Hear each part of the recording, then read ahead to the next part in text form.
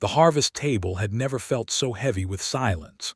Rosa Crawford stood at the far end of it, her hands pressed flat against the worn oak surface, her knuckles white as bleached bone, her eyes locked on the young woman sitting across from her. The candles between them threw amber light across 17-year-old Clara Shelby's face, and what Rosa saw there stopped her breath entirely. Not guilt, not the shame of a child caught in some petty misdeed. What she saw was something far older and far more devastating than that. She saw relief, the kind of relief that only comes after years of carrying something so heavy it has reshaped the very bones of a person. "Say it again," Rosa whispered. Her voice did not shake. She would not allow it to shake. Not here.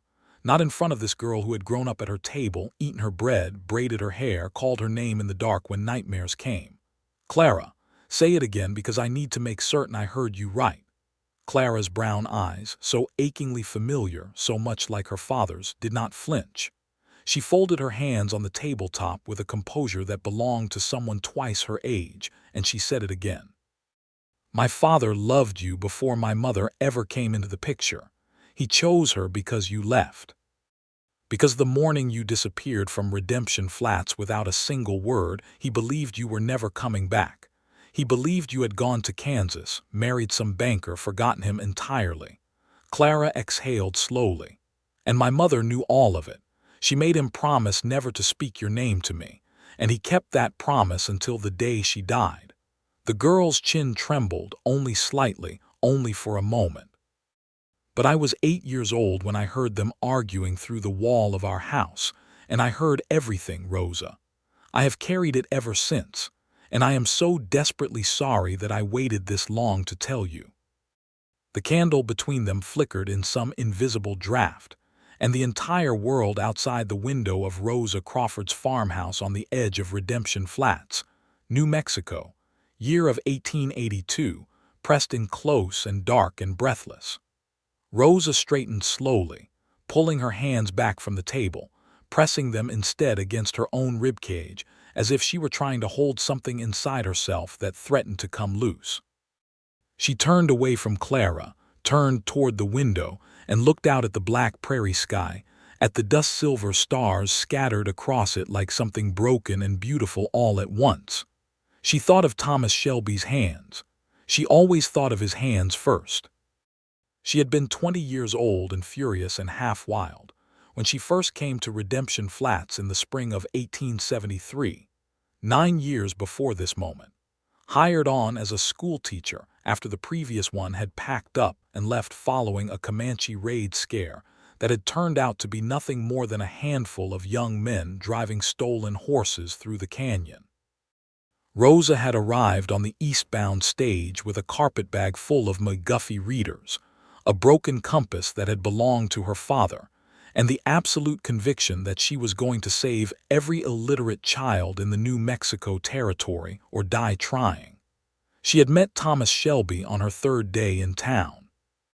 He had been fixing a broken fence post outside the livery stable, and she had walked directly into the post he had just set down on the ground because she was reading and walking simultaneously, which she did constantly and without apology.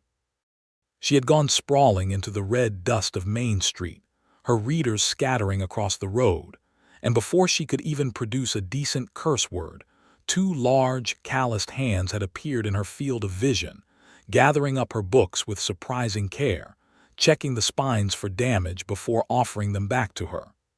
She had looked up from the ground and seen Thomas Shelby for the first time. He was 24 years old and sunburned and slightly too tall for the world to accommodate comfortably, with dark hair that needed cutting and brown eyes that were watching her with an expression she could not immediately classify. Not amusement, not pity, something more careful than either of those things, something that looked absurdly like recognition, as if he already knew her somehow, or as if he was trying to decide whether he wanted to. "You are bleeding," he said, nodding toward her palm. "I am aware," she told him, taking her books back. "Thank you for the books." "Thomas Shelby," he said. "I run the livery and the general store on weekdays. And sometimes the post office when old Henderson gets his lumbago." "Rosa Crawford," she said, getting to her feet unassisted. "I run the school." And that was how it began. What followed was 9 months of the most quietly exhilarating experience of Rosa's life. Not explosive, not dramatic. Thomas Shelby was not a dramatic man. He was instead the kind of man who showed up, reliably and without announcement, with exactly what was needed. Firewood before the first frost, stacked neatly on her porch without a word. A repaired window latch she had mentioned in passing 2 weeks prior, fixed while she was teaching, so she only discovered it when she went to lock up in the evening. A book of poetry left on the bench outside the schoolhouse with no inscription, but wrapped in brown paper and tied with string the exact shade of her favorite ribbon. He courted her in the language of attention, and Rosa, who had grown up speaking that same language and rarely having it spoken back to her, understood every word of it. They took walks along the creek on Sunday afternoons. They ate supper at the hotel dining room on Friday evenings. He asked her questions about her childhood in Missouri and listened to the answers with complete focus, and she asked him questions about his ranch out on the flats and listened to him speak about the land with the kind of love that most men in 1873 reserved exclusively for horses and gold. She fell in love with him the way the desert fell into autumn, slowly and then all at once, in a blaze of color that shocked her with its own intensity. And then her father got sick. He sent for her in November, a letter that reached her via the weekly post, short and matter-of-fact in the way that Crawford men always were, 3 lines saying only that his heart was giving him trouble, that the doctor did not expect him to survive the winter, and that he would appreciate her company if she could manage it. She could manage it. She had to manage it. He was her father, and he was the only family she had left in the world, and so she packed her carpetbag again and she left. But she left in a panic, in the dark before dawn, catching the westbound stage that passed through on the first Tuesday of December, and she left a note. She left Thomas a note, folded and left with the hotel clerk to be delivered. She had written in her careful schoolteacher's hand, "I must go to Missouri. My father is ill. I do not know how long I will be gone, but I will write to you as soon as I arrive and I will tell you everything. Wait for me if you can." She signed it with her full name, which she had never done before in any personal correspondence, and she pressed her lips briefly to the paper before folding it, which was the most extravagant thing she had ever done in her life, and which she never told anyone. She did not know until much later that the hotel clerk, a disagreeable young man named Prentice who had never much liked the schoolteacher with her strong opinions and her tendency to correct his grammar, had thrown the note into the kitchen fire the same morning she departed. She wrote to Thomas from Missouri.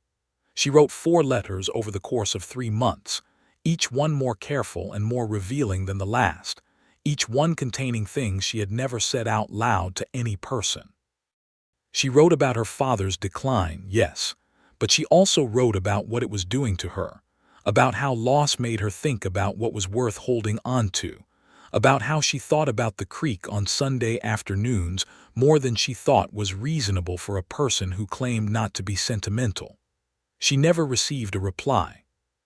Her father died in February of 1874, leaving her the house in Missouri and a small sum of money, and she spent 2 more months settling his estate and trying to understand why Thomas Shelby had not answered a single one of her letters.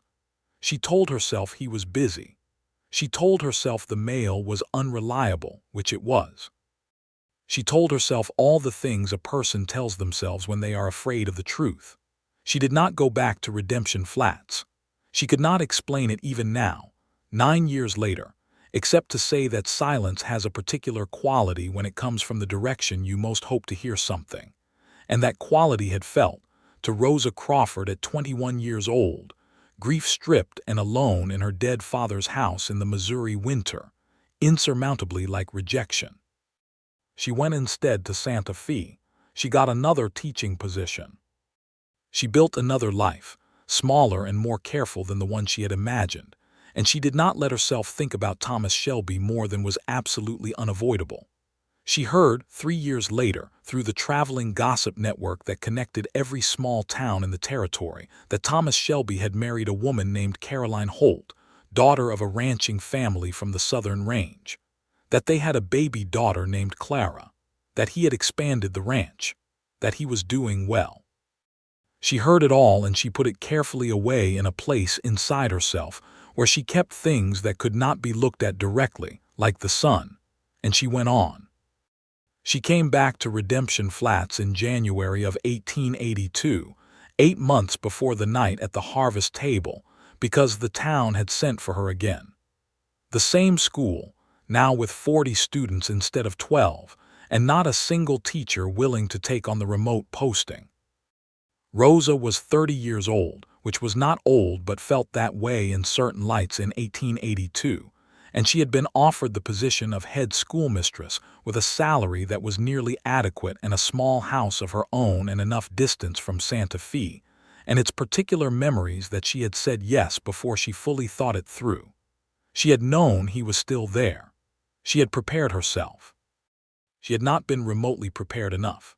Thomas Shelby at 33 was not enormously different from Thomas Shelby at 24.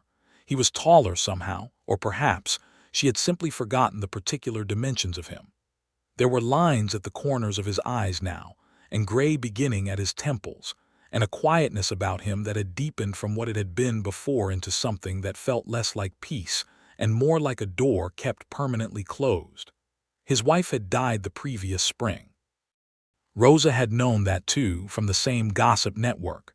A fever, quick and vicious, the way the worst things always were. He was a widower with a 17-year-old daughter and a ranch that ran 300 head of cattle, and he was standing in the general store on Rosa's second morning back in Redemption Flats when she came in to buy lamp oil, and the look on his face when he saw her was something she was going to spend the rest of her life trying to correctly identify. Not quite shock. He had known she was coming. The whole town had known. Not quite joy, because it was shadowed by too many other things. Not quite grief, though there was grief in it somewhere. It was, she realized slowly, very much like the expression he had worn the first time she saw him. That look of recognition. Someone seeing something they had been looking for without quite realizing they had been looking. Rosa Crawford, he said. Thomas Shelby, she said back. And 9 years and all that silence collapsed between them like a poorly built fence in a strong wind, and they were left standing in the wreckage of it, neither of them quite knowing what to do with their hands. "You are well?" he asked. "Well enough," she said. "You?" "Well enough," he agreed. And that was that, except it wasn't, of course, it never was with them.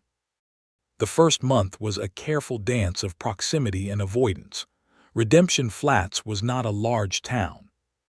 The general store, the livery, the church, the school, the two-street grid of it all meant that Rosa and Thomas encountered each other with a frequency that neither of them had fully calculated.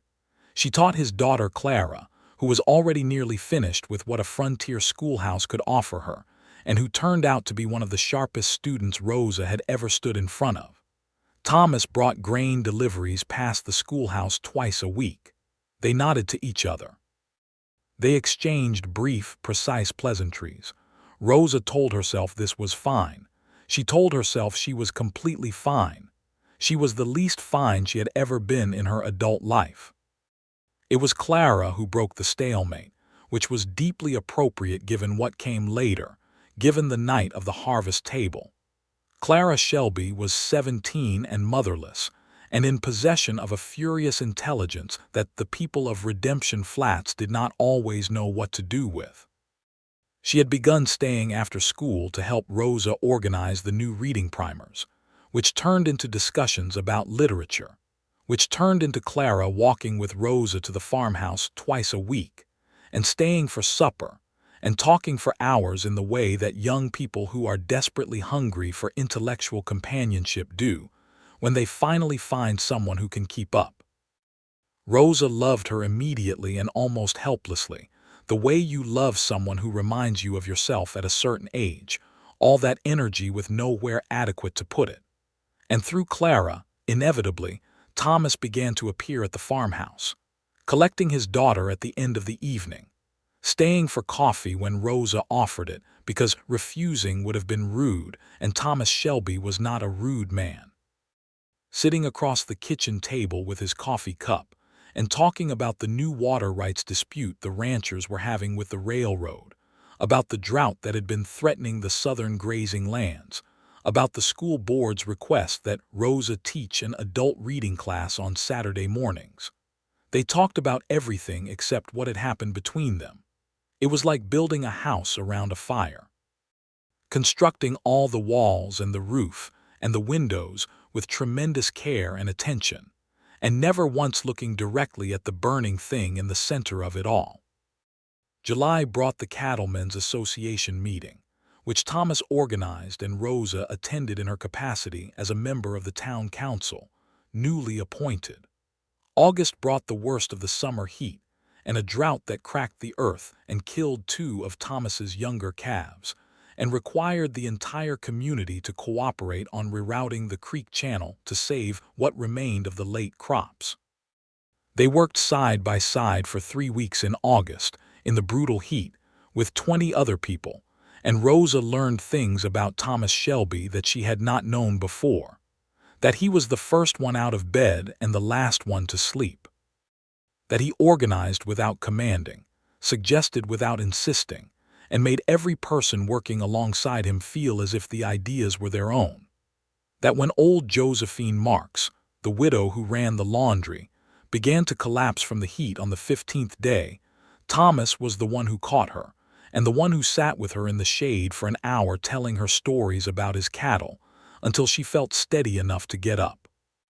Rosa was watching when that happened, and something cracked open inside her chest that she was not prepared for and had no immediate way of addressing. That evening, when everyone else had gone home and the sun was finally releasing its grip on the day, Rosa was washing her hands in the creek, and Thomas appeared beside her to do the same. They were alone for the first time in 8 months, not counting alone in a room, with Clara as buffer or the town board as audience. Actually alone, in the blue dusk of a dying summer day, with the water cold around their hands and the first stars appearing. "You are very good at this," Rosa said. She was not looking at him. She was watching the water. At what? At making people feel as if they matter. She paused. At making the hard things feel possible. There was a silence. The creek made its quiet sound. "I learned it from necessity," Thomas said. "You cannot run a ranch alone, and you cannot ask people to work hard for you if they do not believe you regard them. I learned that from my father." "It is a good thing to have learned," Rosa said. Another silence, longer this time. "Rosa," Thomas said. His voice had changed in a way she felt more than heard, a shift in register that lifted the hair on her arms. "Why did you not write to me? From Missouri, 9 years ago." Rosa turned to look at him then. He was watching the water, his expression carefully controlled, but his jaw was set in the way she had come to recognize as Thomas containing something that was fighting hard against containment. "I wrote to you 4 times, she said. He looked up. "I wrote you 4 letters from Missouri over 3 months, Rosa said. "I described everything. I waited for your response. You never responded. I eventually concluded you had decided my absence was a convenient resolution to whatever we were, and I stopped writing." Thomas was very still. The expression on his face was something she could not read, and it frightened her a little. "I never received a single letter," he said. "Not one word from you the entire time you were gone." Rosa stared at him. "I left you a note," she said. "The morning I left, I gave it to Prentice at the hotel. I asked him to deliver it to you." She watched the implications of that settle over Thomas's face like weather moving across open country, slowly and then all at once. The muscle in his jaw tightened.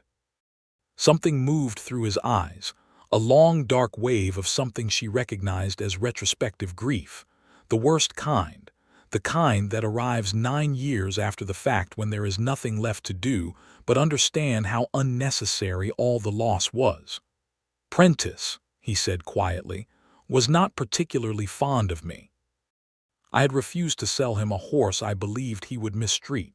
He was not particularly fond of me either," Rosa said. "I corrected his spelling publicly on one occasion." The silence that followed this exchange was different from the previous ones.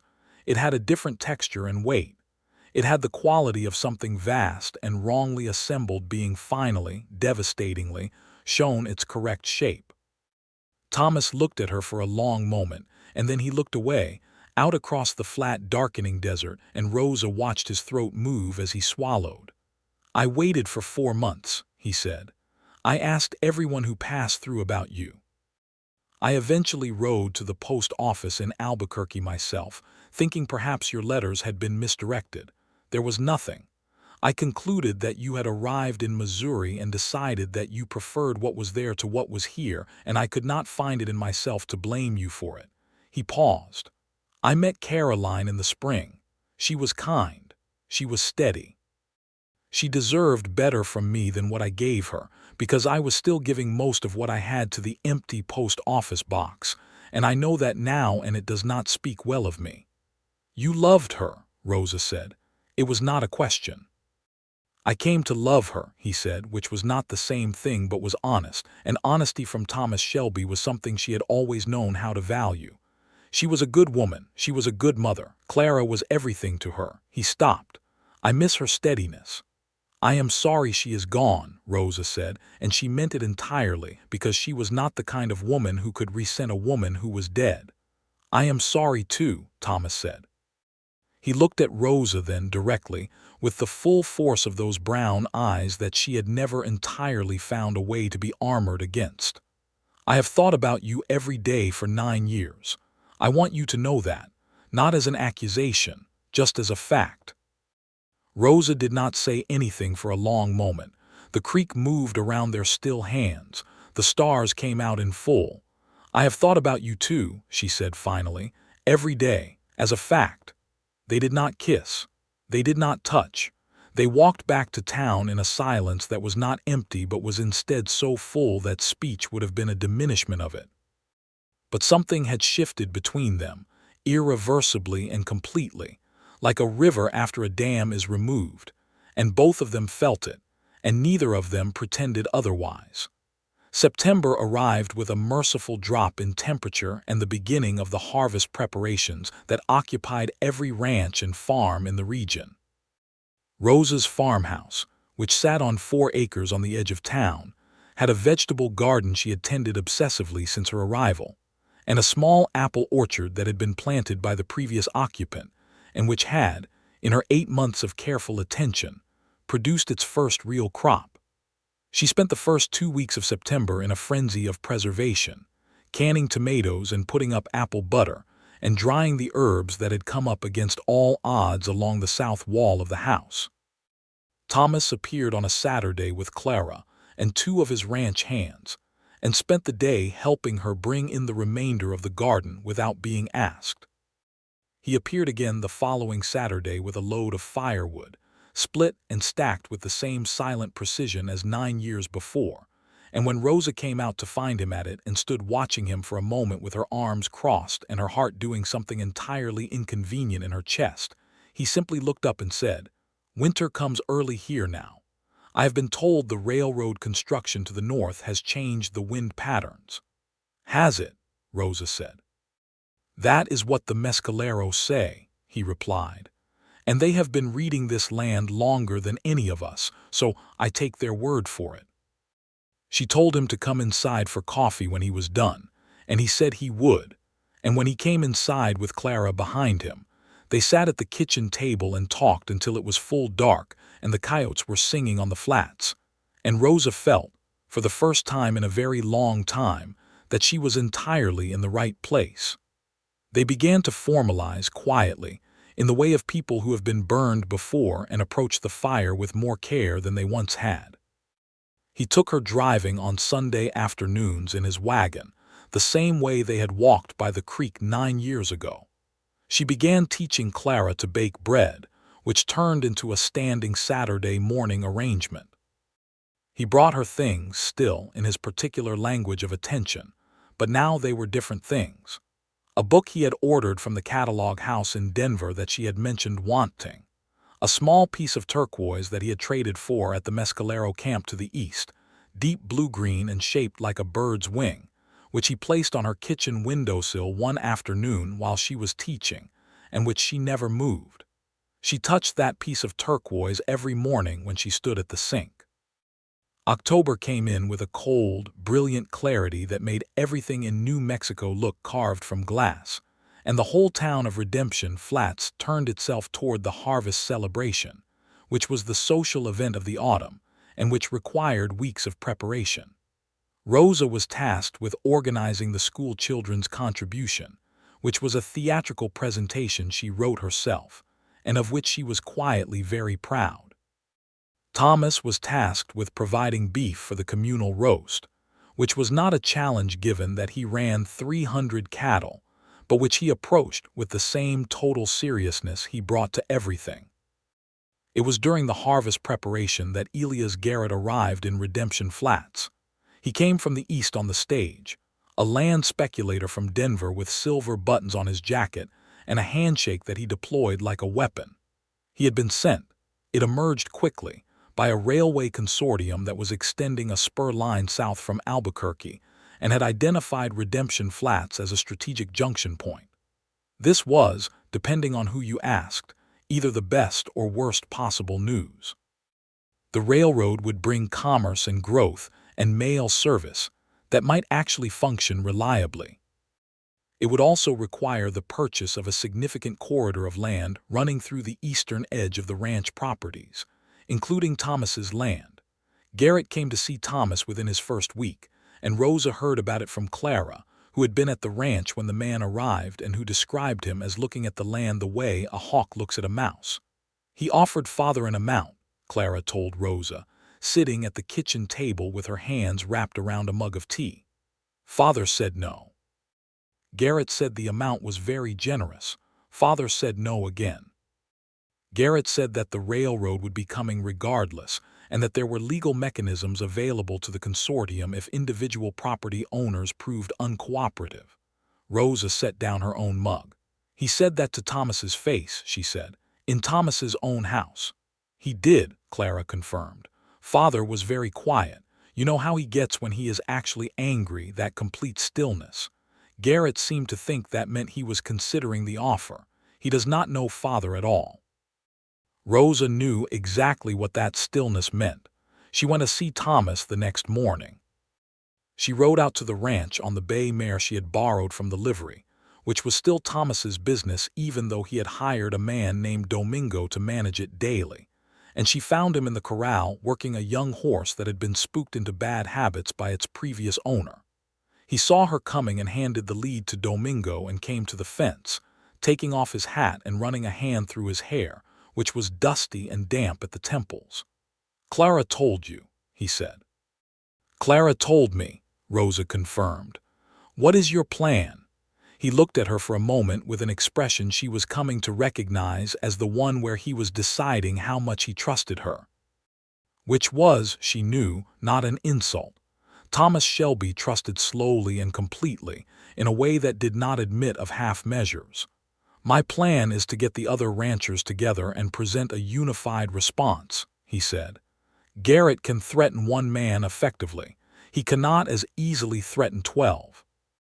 We apply to the territorial government for clarification on eminent domain provisions, which in New Mexico territory as of 1870 are actually somewhat more protective of property holders than most people realize, and we hire a lawyer.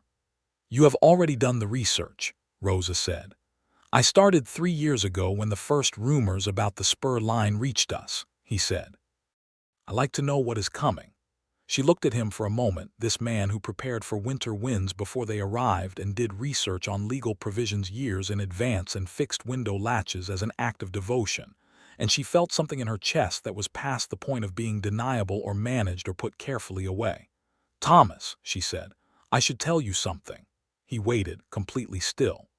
When I was in Santa Fe for 7 years, I used to read the Territorial Law Gazette.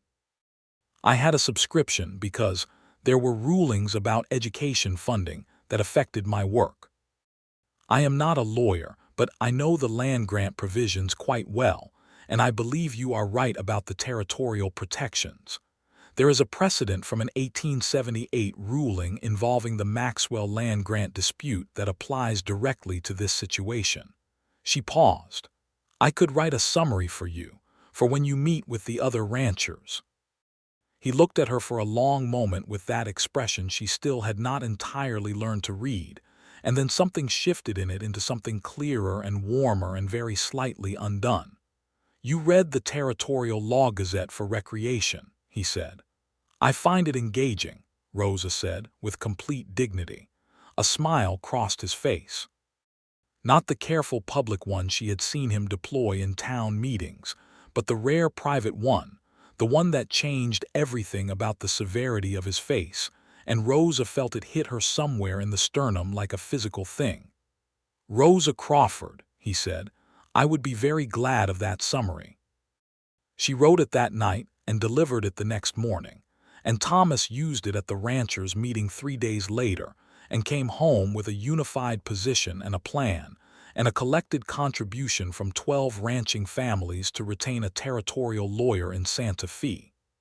Garrett, when faced with the united front, revised his approach considerably. The negotiations would take months still, and their outcome was not yet certain, but the threat of simple appropriation was substantially reduced. Thomas came to her farmhouse the evening after the ranchers' meeting. He knocked, which he did not always do anymore, and when she opened the door he was standing there in his good jacket and his hat in his hand, and he said, "Will you walk with me?" She got her coat and she walked with him.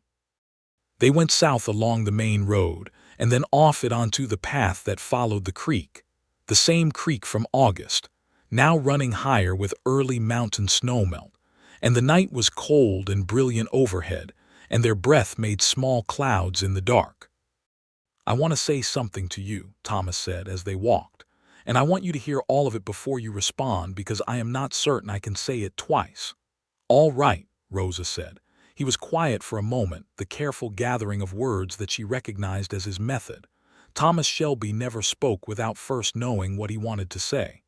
I spent 9 years believing that you had made a choice about me and that the choice was no, he said. I accepted that.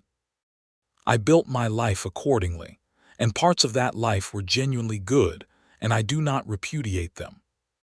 But I want you to know that I built it all on a floor that was never quite solid, because the piece that was missing from it had a particular shape, and everything else I put in that space was the wrong shape, and I always knew it. Rosa listened.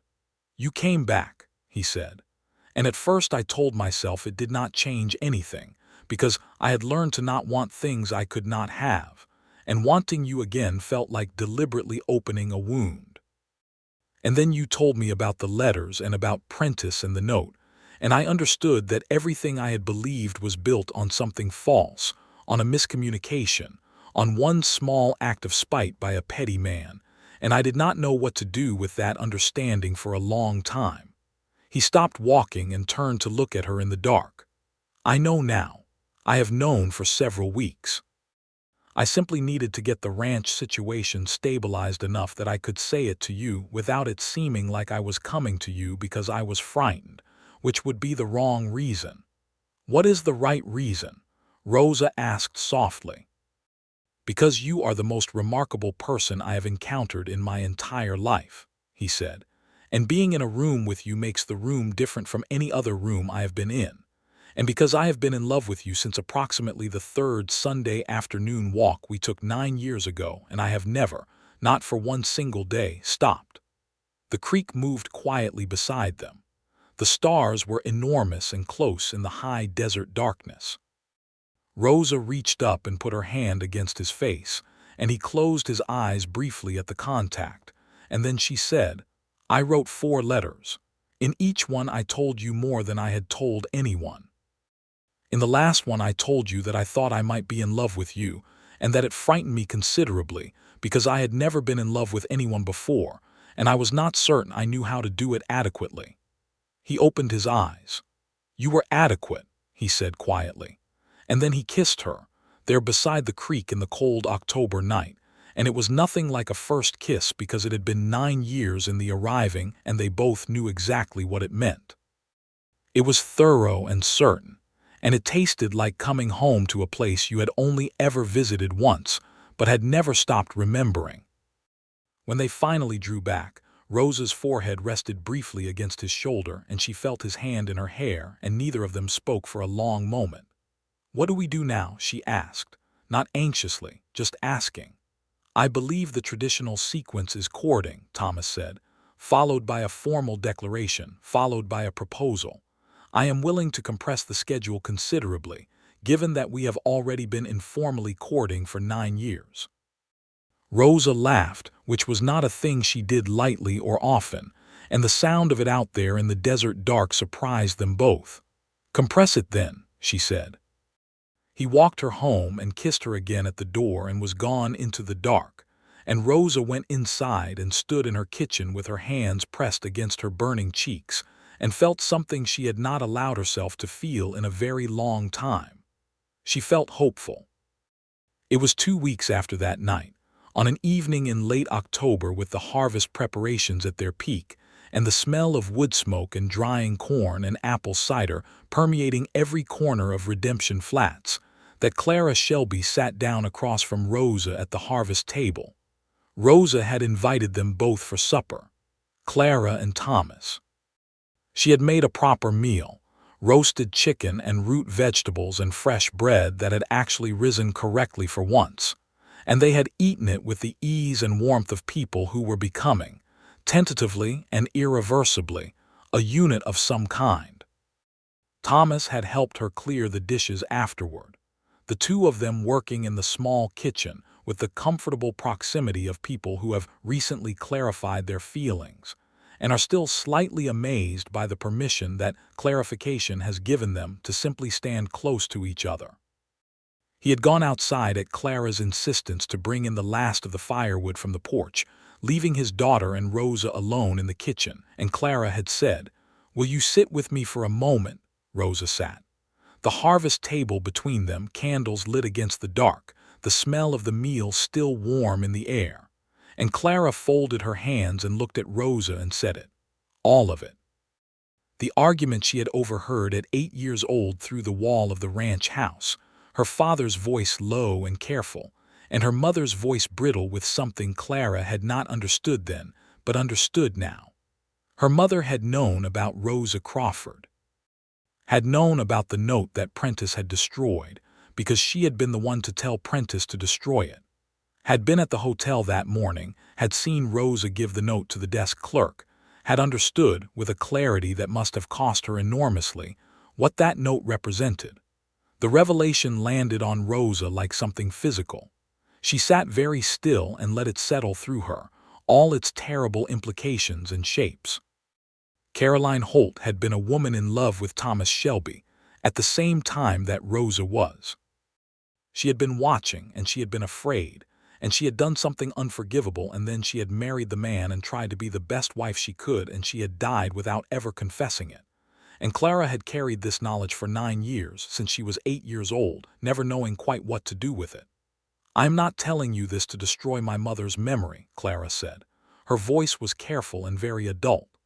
"I am telling you because I believe you deserve to know, both of you." She paused. "I am telling you because I watched you and my father circle each other for 8 months like two people who believe they no longer deserve the thing they want most, and I could not bear to watch it any longer without telling you why that gap between you exists and what it was built on." She looked down at her hands. "My mother was not a bad woman. She was afraid. Fear makes people do things they cannot undo." Rosa sat in the silence for a long time. She heard the porch door open and Thomas's footsteps and the thump of firewood being stacked in the box by the stove. She heard him moving in the kitchen, pausing when he registered the quality of the silence. "Rosa." He said her name carefully, reading the atmosphere the way he read everything, completely and instantly. She looked up at him, and she saw on his face the same question she was just beginning to know how to answer for herself. She stood up from the table and walked to him and took both his hands in hers, which was not something she did easily or without deliberation, and she looked at him and said, "Clara has told me something, something she has been carrying for a very long time. And I need you to sit down and listen to her, And I need you to remember when you hear it, that I am standing here with my hands in yours, and that is not going to change." He looked at her for a moment with an expression that was entirely unguarded, all his careful management of himself suspended, and he said, "All right." They sat at the harvest table together, the three of them, and Clara told her father what she had told Rosa, and Rosa watched Thomas hear it. He heard it the way she had come to understand he heard everything difficult, in complete stillness, with his face carefully neutral except for the faintest movement around his eyes that told her everything she needed to know about what it was costing him. When Clara finished, the kitchen was very quiet. Thomas was still for a long moment. Then he said, "Clara, look at me." Clara looked up. "Your mother was frightened," he said. "That is not a justification. What she did caused damage that can be measured in years and in things that were never said. But I want you to understand that I know your mother knew her as a fundamentally decent woman who let fear drive her to a bad choice and who spent the rest of her life trying to be worthy of us both. The fact that she never told me is something I will take time to come to terms with. But I do not want you carrying the weight of her secret anymore. You have held it long enough. You were a child when you found it, and you should never have been asked to hold it at all." Clara's composure, that extraordinary composure she had maintained throughout, finally cracked. She pressed her hand over her mouth and her eyes filled, and Thomas reached across the table and took her hand the way Rosa had taken his, and the expression on his face was something so raw and complete that Rosa had to look away for a moment because it felt almost too private to witness. "I am sorry I did not tell you sooner," Clara said, her voice unsteady. "I did not know if you wanted to know. I did not know if it would hurt you more to know than to not know." "It hurts either way," Thomas said, "but knowing is always better. You did the right thing." Rosa reached out and put her hand over both of theirs, over the joined hands of the father and daughter, and the three of them sat like that at the harvest table while the candles burned, and the fire crackled in the stove, and the night pressed dark and cold against the windows of the farmhouse. After a while, Clara wiped her eyes and straightened her spine with a dignity that Rosa found almost unbearable in its beauty, and she said, "I believe I would like some of the apple butter on bread, if there is any left."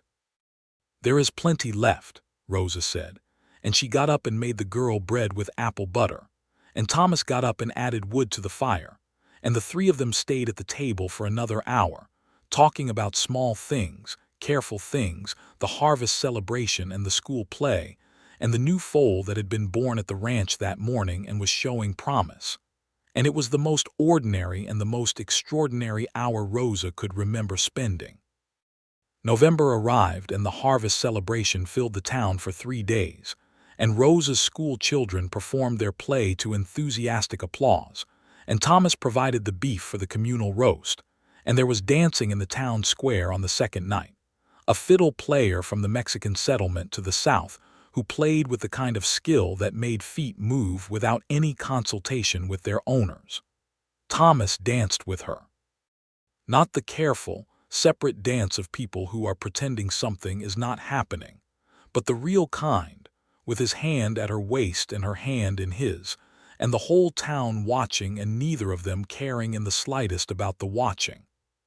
Clara danced with Domingo's youngest son, a boy her own age named Marco who had been watching her with hopeful eyes since August, and Rosa caught Thomas watching this with the particular expression of a father who is not yet entirely sure how he feels about it. "She is 17, Rosa said quietly, close to his ear, "and he is a decent young man." "She is my daughter," Thomas said. "Yes," Rosa agreed.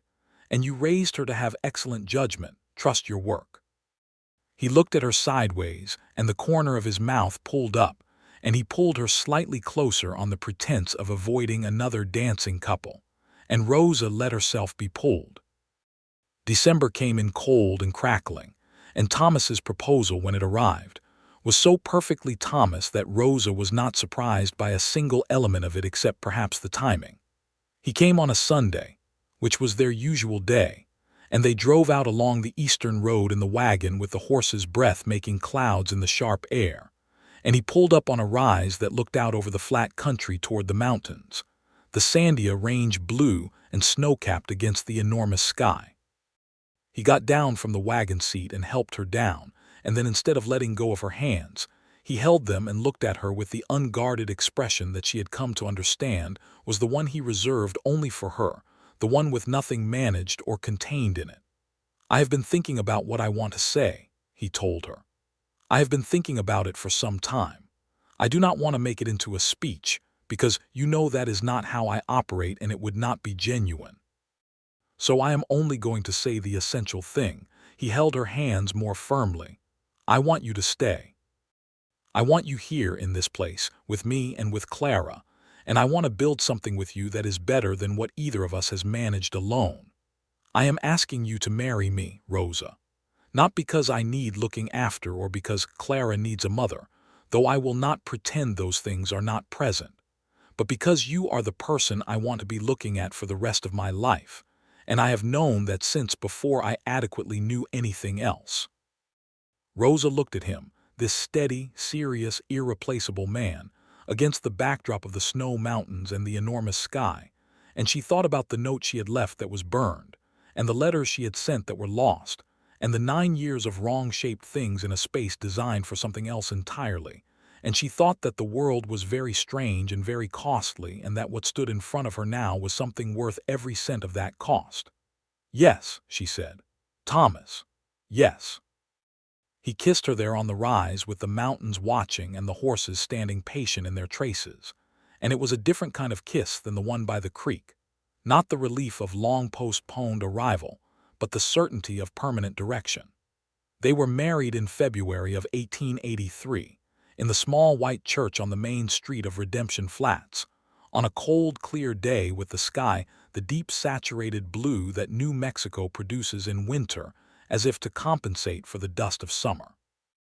Rosa wore a dress the color of cream that she had made herself over the course of December and January, with help from Clara, who turned out to have a remarkable talent for fine needlework. Thomas wore his good suit and looked at Rosa when she walked toward him with an expression that the assembled townspeople talked about for weeks afterward. The minister, a practical man named Brother Alcott, who had been conducting frontier services for 20 years and had long since dispensed with the purely ceremonial in favor of the genuinely meaningful, kept it short and direct. When he asked if any person present knew a cause why this marriage should not take place, Elias Garrett, who had been invited by no one but had come anyway, actually laughed under his breath in what seemed like it might be forming into an objection, and Thomas turned and looked at him with a single, level look that caused Garrett to become absorbed in examining his hat. The wedding supper was held at the hotel dining room, which Rosa and Thomas had taken over for the evening, and the table was long and full, and loud with the voices of everyone who mattered in Redemption Flats, from old Josephine Marks to Domingo and his wife to Clara, who sat at her father's left hand and Rosa's right, and whose eyes were bright and full of something that was unmistakably happiness. Rosa caught Clara's eye at one point during the meal, across the candles and the laughter and the various conversations happening simultaneously around them, and the girl smiled at her. A real smile, the fully honest kind, without any of the weight of the secret she had carried so long, and Rosa smiled back, and between them passed something that required no words at all. Thomas noticed the exchange and reached under the table and found Rosa's hand and held it, and she let him hold it, and turned her face slightly toward his shoulder, and he pressed a brief kiss to her temple with the matter-of-fact tenderness of a man who has stopped rationing himself, who has finally decided that having the thing he wants is not dangerous or temporary or something to protect himself from, but simply the shape his life has been waiting to take. Spring came, and with it, the resolution of the railroad dispute. The territorial lawyer Thomas had retained turned out to be exactly as capable as his reputation suggested, and the final agreement required the consortium to purchase only a much narrower corridor than originally demanded, rooted slightly further north than Garrett had wanted, and at a price that reflected actual market value rather than the considerably lower figure he had initially offered. Thomas used the money to reinvest in the ranch, adding a section of grazing land to the south and a new water catchment system that 3 of the neighboring ranches joined together to build, and that the Mescalero encampment to the east had provided the initial engineering knowledge for, a collaboration that Thomas had facilitated, and that produced something genuinely useful for everyone involved. Rosa continued teaching. She taught the school children through spring and into summer. She taught the adult reading class on Saturday mornings, which had grown from 6 students to 14 in 6 months. And she taught Clara, who was past what the frontier school could formally offer her, but who came to Rosa's kitchen table 3 evenings a week to work through the books Rosa ordered from Denver and Santa Fe, history and natural philosophy, and the collected works of George Eliot, and to discuss what she read with an intensity that reminded Rosa with sometimes painful clarity of herself at that age. In June, Clara told them she wanted to go to school properly. The normal school in Albuquerque was accepting women students, had been for several years, and Clara had already written to inquire, characteristically, before mentioning it at home. Thomas received this information with the careful stillness that Rosa now understood was his processing state, and she let him process it and did not hurry him. And that evening, sitting on the porch after supper with the summer moon enormous over the flats, he said, "She should go." "Yes," Rosa agreed. "I will miss her considerably," he said. "Yes," Rosa agreed again. "So will I. You will not try to talk me out of it," he said, not quite a question. "Of course not," Rosa said. "She is exactly the right person to receive a proper education and exactly the wrong person to be kept from one. You know that, you have always known that." He was quiet for a moment. Then he said, "I know. I am simply allowed to miss her in advance." "You are absolutely allowed," Rosa said, and she leaned her head against his shoulder and he put his arm around her and they sat and looked at the moon together. Clara went to Albuquerque in August. The entire family drove her to the stage station in Thomas's wagon, with a trunk that Rosa had helped her pack, and a basket of food for the journey, and a letter of introduction that Rosa had written to the head of the normal school that was approximately 3 times longer than strictly necessary, because Rosa could not help herself. On the platform, Clara hugged Thomas first, a long, fierce hug that was nearly enough to undo him. Rosa could see it in the set of his shoulders. Then Clara turned to Rosa and hugged her in the same way. And over Clara's shoulder Rosa met Thomas's eyes and saw something in them that was past gratitude and past love, and was simply the plain fact of belonging. "Write to us," Rosa told Clara when they separated. "Write to us every week or I will be on the next stage myself." "I will write every week," Clara promised, and she meant it, and she did. Summer became autumn, and autumn became the second winter of Rosa and Thomas's marriage, and it was different from the first in the way that things deepen when the initial astonishment fades and what remains is the real substance underneath. They disagreed, occasionally and vigorously, about things that mattered, about how to handle a situation with the new town marshal who had been appointed by the territorial government, and who had views about the Mescalero encampment to the east that both Rosa and Thomas found unjust and said so publicly, and with some force, about the school budget and the board's resistance to Rosa's proposal for a lending library, about small domestic things that were actually about larger things, as small domestic disagreements always are. They navigated it all with the directness of 2 people who have already spent 9 years in silence and have a thorough appreciation for the cost of not saying things. On a cold December evening, Rosa sat Thomas down and told him she was expecting a child. She told him in the kitchen, where most of the important things in their life seemed to happen, with the lamp lit and the fire going and snow falling outside the window.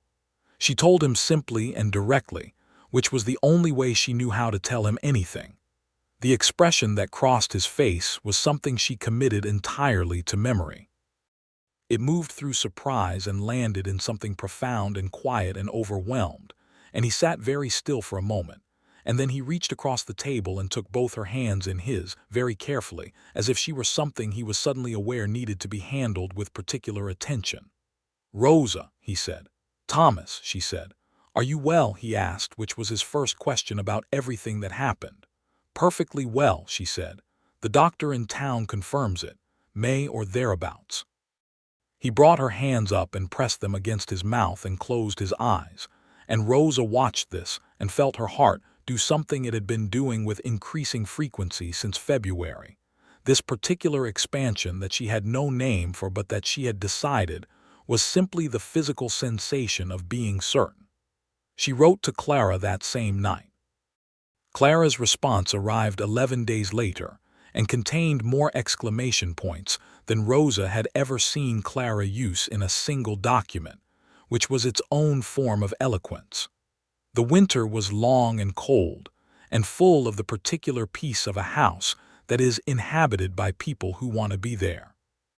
Thomas read to her in the evenings, which was something he had started doing because she sometimes got headaches from reading by lamplight now, and it turned out he read aloud extremely well, with a quiet attention to the rhythm of prose that she found entirely surprising and wholly characteristic of him. They read George Eliot and Mark Twain and Bret Harte, and one absolutely engrossing account of an expedition into the Grand Canyon that Thomas found in a magazine, and that they discussed with such animation for 3 evenings running that even Domingo, who stopped by to report on the ranch, got drawn into the conversation. In March, Clara came home from Albuquerque for a week's break and brought with her the particular energy of a young person who has discovered that the world is large and that they are capable of meeting it, and who is somewhat dazzled by both discoveries. She was 19 now, nearly 20, and she was studying natural sciences with a teacher who was, in her estimation, second only to Rosa in capability, which Rosa took as the highest possible compliment given its source. She also brought Marco. Not in the romantic sense. Marco had applied to the same normal school and been accepted for the spring term, and they had encountered each other at a lecture, and he had joined her for the journey back, traveling separately and meeting them all at Thomas's ranch. This was entirely proper and also entirely transparent, and Rosa watched Thomas take it in and work through it with the methodical patience he brought to all genuinely difficult things. "He is a serious young man," Rosa said that evening, which was a thing she genuinely believed. "He is," Thomas agreed. "He has his father's work ethic, and his mother's manners," Rosa added, "which is a favorable combination." Thomas looked at her sideways. "You are very calm about this." "One of us should be," Rosa said pleasantly. He thought about it for a moment, and then the corner of his mouth moved and he said, "She is happy." "She is," Rosa confirmed. "That is the only thing that matters," he said, in the tone of someone who has just talked himself into a position and is committing to it fully. "Exactly so," Rosa agreed. May arrived, and with it the baby. A boy, arriving on a warm evening with a thunderstorm building in the south, and the midwife, a competent woman named Mrs. Aurelio, who had delivered half the children in the territory, moving with calm efficiency through the farmhouse. Thomas was throughout, a presence of such steady, focused attention that Mrs. Aurelio commented on it afterward to Josephine Marks, who told Rosa about it later, that in 20 years of midwifery she had never seen a man manage to be helpful rather than an obstacle during a birth, and that Thomas Shelby apparently was the exception. They named the boy James Crawford Shelby, which was Thomas's suggestion, and which Rosa held in her hands like something precious when he offered it, because he had given her father's name to his son without Rosa having asked, simply because he had understood that she would want it.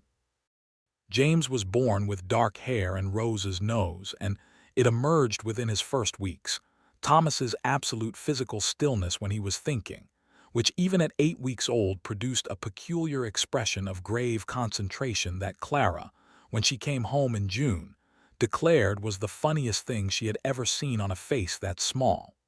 Summer of 1884 was the best Rosa could remember. The ranch was doing well. The school was flourishing, and the lending library had been approved, no small part due to a particularly compelling argument Rosa had delivered to the school board that had also, somewhat inadvertently, resulted in 3 board members reconsidering their positions on female property rights, which was an unplanned but satisfying secondary outcome. James was healthy and growing with alarming speed and displayed, by 8 months, a personality that could best be described as interested in everything and afraid of nothing, which Rosa found both delightful and occasionally alarming. Clara came home for the summer and spent it in a state of productive happiness, helping at the ranch in the mornings, sitting with Rosa in the afternoons, writing long letters that Rosa was not supposed to know were to Marco, though the arrival of letters from Albuquerque with a particular return address was not a difficult thing to deduce.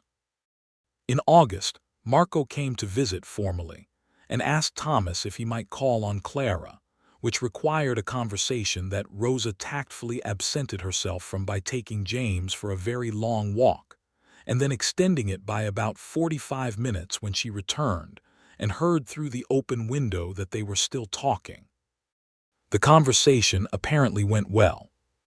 Marco stayed for supper, which Rosa made with extra care and not a single apology for the care, and they sat at the harvest table, all of them, the same table where the great secrets had been spoken into the candlelight 2 years before, and Rosa looked around it at Thomas at her side with James asleep in the cradle near the stove, and Clara laughing at something Marco had said, and she felt the fullness of it so completely that for a moment she had to press her hand briefly to her mouth to contain it.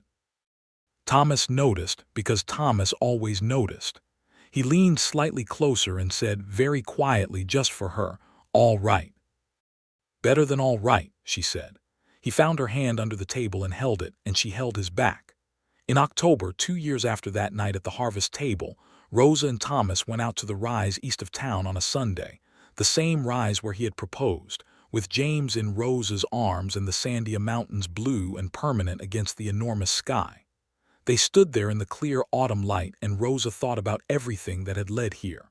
The note in the fire, the 4 unanswered letters, the 9 years of wrong-shaped things, a young woman carrying a terrible secret through all the years of her childhood, and finally setting it down on a harvest table over candlelight, and the 2 people on either side of that table finding their way to the place they had always been meant to occupy. She thought about Caroline Holt, who had been afraid and had done something wrong, and had spent years afterward trying to be worthy of the life her fear had purchased for her. Rosa had reached a kind of peace about it.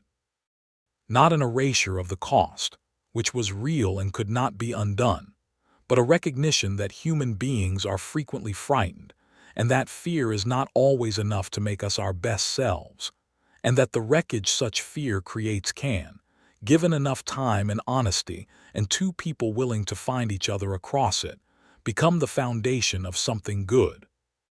She thought about Clara, who was back in Albuquerque now, pursuing her education with the ferocity it deserved, writing letters that grew more thoughtful and more assured with each month, who had walked into a schoolroom in January of 1882 as a sharp, motherless girl carrying a secret she did not know how to put down, and who had become something remarkable in the years since, not because of Rosa's influence alone, but because she had the raw material for remarkableness, and the people who loved her had known enough to get out of its way.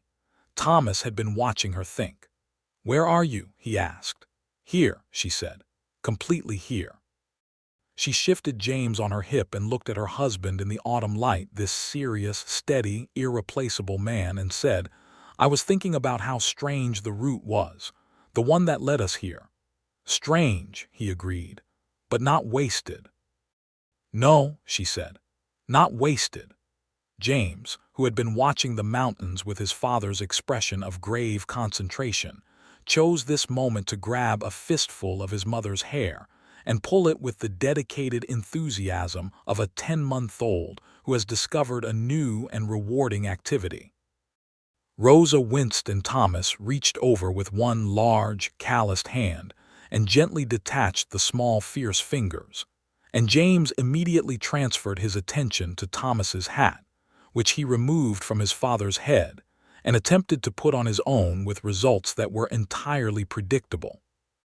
Thomas caught the hat before it fell entirely and settled it at a precarious angle on his son's dark head, and James sat in his mother's arms wearing his father's hat at an absurd tilt and looked at them both with enormous self-satisfaction. And Rosa laughed, that rare full laugh that still surprised them both slightly when it came.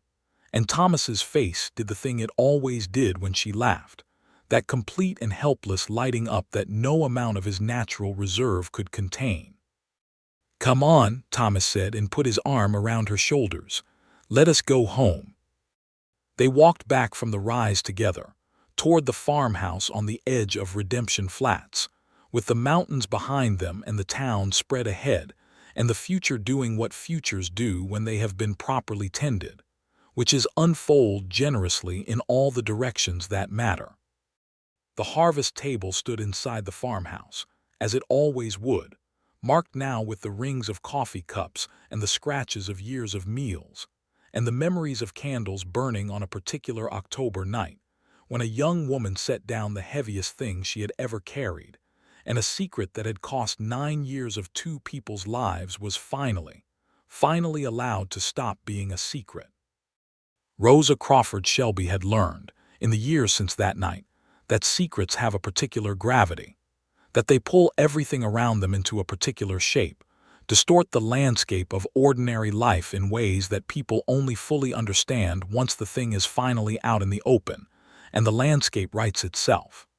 She had learned that telling the truth, even when it is the hardest possible version of it, is nearly always the beginning of something rather than the end.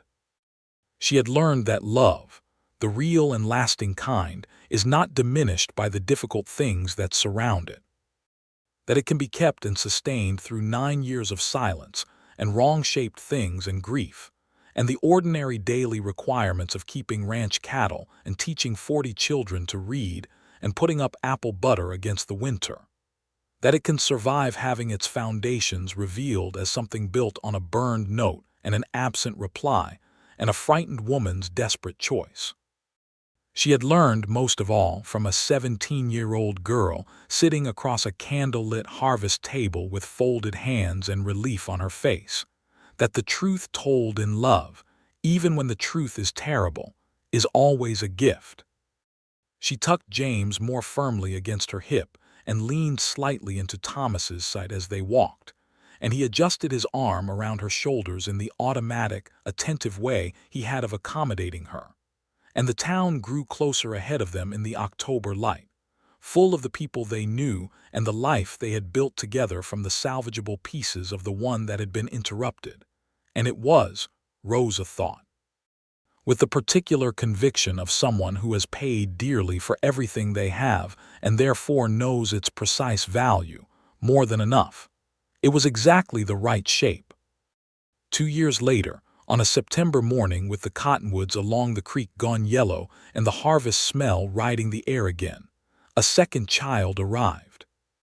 A girl this time, born with Rosa's coloring and Thomas's expression of complete seriousness about everything, who they named Eliza Jane Shelby, and who was welcomed into the world by her brother James, now 3 years old and deeply interested in the proceedings, and by Clara, who had come home from Albuquerque specifically for the occasion, and who held her new sister with the reverence of someone handling something that they cannot quite believe is real. Clara had, by this point, finished her formal coursework at the normal school and returned to Redemption Flats with a teaching certificate of her own, which she intended to use, and with Marco, who proposed to her in October in the same field where his father and Rosa's husband had rerouted a creek together years before, and who she said yes to with a speed that suggested she had been waiting for the question for some time. Thomas received this news in his kitchen from Rosa, who had heard it from Clara, and he was quiet for a long moment in the way of a man who is working through something large, and then he said, "Marco's father is a good man." "He is," Rosa agreed. "Marco will be a good man," Thomas said. "He already is," Rosa said. Thomas nodded slowly. When are they thinking of marrying? Spring, Rosa said. I will need to have a conversation with him, Thomas said. You already had a conversation with him, Rosa reminded him, 2 years ago when he asked to call on her. A different conversation, Thomas said, a more complete one. Of course, Rosa said. He will be glad of it. Thomas looked at her with a very slight narrowing of his eyes that meant he knew she was managing him, and was allowing it because he recognized the management as reasonable. She smiled at him, not the careful public smile but the private one, the one she kept for him, and after a moment he smiled back with the rare full one that still did everything to her that it had always done. The wedding was in April, small and warm, in the same white church where Rosa and Thomas had married 3 years before. Rosa sat beside Thomas in the front pew with Eliza in her arms and James next to Thomas, who had a firm hand on the boy's shoulder, in recognition of James's established tendency to lose interest in sitting still after approximately 4 minutes. Clara walked down the aisle toward Marco in a cream-colored dress she had made herself, because Rosa had taught her, and she was luminously happy in the way of people who have chosen well and know it. Thomas, beside Rosa, was entirely still the whole time, which Rosa knew by now did not mean absence but the opposite of absence, that it was how he was present for the things that mattered most. When it was over and the small gathering spilled out into the April sunshine, Thomas stood beside Rosa on the church steps with Eliza asleep against his shoulder, and they watched Clara and Marco receive the congratulations of the townspeople, and Rosa watched Thomas watch his daughter, and what she saw on his face was something she had no words for except the right kind of sad and the right kind of glad simultaneously, the way the best things in parenthood always are. She is well, Rosa said. She is, Thomas agreed. You had something to do with that. She did most of it herself, Rosa said honestly. She had help, Thomas said. He looked at Rosa then, sideways, with the turquoise piece still on the windowsill at home as it always had been, with 9 years of lost letters behind them and 3 years of harvest tables ahead of them, and James currently attempting to levitate by sheer force of personality in the churchyard below. She had you, and I had you, and it changed everything. Rosa looked at him for a long moment, this man who had fixed her window latch and stacked her firewood and read to her by lamplight, and proposed on a rise with mountains behind him, and taught their son to hold a hat. And she thought that there was nothing left to say that had not been said, and nothing left to do that had not been done, and nothing missing from the shape of things except the years still ahead, which stretched in every direction like the New Mexico sky, immense and brilliant and full of light. Yes, she said simply, it changed everything. He shifted Eliza to one arm and put his free hand out, and she took it, and they stood in the April sunshine on the steps of the small white church in Redemption Flats, New Mexico, in the year 1886, and the world was precisely what it was supposed to be.